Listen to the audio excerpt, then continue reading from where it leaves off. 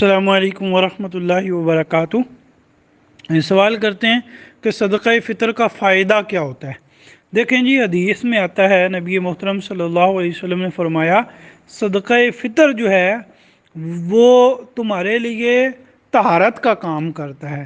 روزہ رکھ کے جو چھوٹی موٹی غلطیاں، کمیاں، کوتاہیاں ہم سے ہو جاتی ہیں تو ہماری ان کمیوں کوتاہیوں کو صدقہ فطر دھو دیتا ہے۔ تو صدقہ فطر کا پہلا فائدہ یہ ہے کہ رمضان المبارک میں ہمیں رمضان المبارک سے کما حقہ فائدہ اٹھانا چاہیے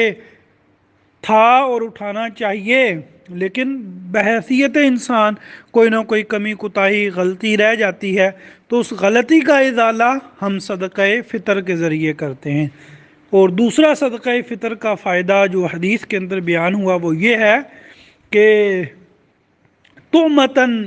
للمساکین، یہ مساکین کے لیے کھانا ہے۔ مساکین وہ غربا، دیکھیں نا، کوئی غریب پیدا ہوا ہے یا غریب ہے یا حالات نے اس کو تنگ دست اور مجبور بنا دیا ہے، تو اس میں اس کی تو کوئی غلطی نہیں، یہ تو اللہ تبارک و تعالیٰ کی تقسیم ہے۔ اللہ تعالیٰ کسی کو چاہیں تو مال سے نواز دیں اور کسی کو چاہیں تو مال سے محروم کر دیں، دونوں صورتوں میں مقصود جو ہے وہ آزمائش ہی ہے۔ اللہ تعالیٰ کسی کو دے کے آزماتے ہیں اور کسی سے لے کے آزماتے ہیں، تو مساکین کے لیے یہ غذا کا کام کرتا ہے۔ مساکین جو عید کی خوشیوں میں شامل نہیں ہو سکتے، ان کے پاس پیسے نہیں ہیں، مال و زر نہیں ہے، اسباب نہیں ہیں، تو صدقہ فطر ان کے لیے ایک کھانے پینے کا سبب بنتا ہے کہ لوگ ان کو صدقہ فطر دیں گے اور وہ ان سے اپنی ضروریات زندگی جو ہیں وہ پوری کر لیں گے۔ تو فقراء کو، مساکین کو صدقہ فطر دینا چاہیے۔ بالخصوص صدقہ فطر میں نیک لوگوں کو سامنے رکھنا چاہیے کہ نیک لوگ آپ کا صدقہ فطر کھائیں، ٹھیک ہے؟ آپ اپنا صدقہ فطر اپنے ائمہ مساجد کو دے سکتے ہیں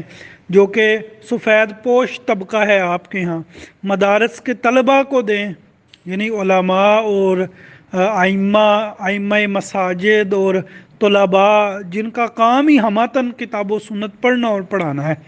یہ جو عموماً ہمارے ہاں، میں نے پہلے بھی رمضان میں ایک بات کی تھی زکوٰۃ کے حوالے سے، یہ جو ہمارے ہاں عموماً آتے ہیں نا گھروں میں کام کرنے والیاں،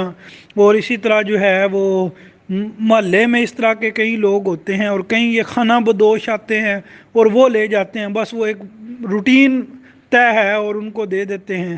نہ وہ نمازوں کا ان کو پتہ، نہ ان کا عقیدہ درست ہوتا ہے، اور ان کے اندر عجیب قسم کی جہالتیں، بدعات، خرافات، اور ہم اتنا ٹائم نہیں کہ دیکھیں نا، مال دے کر یہ بھی ایک غلبہ دین کا ذریعہ اور سبب بن سکتا ہے کہ ہم لوگوں کی اصلاح کریں، اور تو ایسی جگہوں پہ دینا کہ جو آپ کے اس مال سے جو ہے وہ سگریٹ پئیں، نسواریں اور اس طرح کے کام، تو بہرحال اشارہ کرنا مقصود تھا، آپ اشارہ سمجھ گئے ہوں گے، تو ایسی جگہوں پہ صدقہ فطر نہیں دینا چاہیے۔ نیک صالح لوگوں کو دیکھ کر ڈھونڈ کے، دیکھیں نا، ہم اپنے دنیا کے کاموں کے لیے لوگوں کو ڈھونڈ کے تلاش کر کے، یہ تو ہماری آخرت میں کام آنے والی چیز ہے، تو لہذا اپنی زکوٰۃ، فطرانہ، فدیہ، یہ ساری چیزیں ایسی جگہوں پہ خرچ کرنی چاہیے کہ جو لوگ آپ کے لیے ہاتھ اٹھا اٹھا کے دعائیں کریں اور وہ آپ کے لیے قبول بھی ہوں۔ السلام علیکم ورحمۃ اللہ۔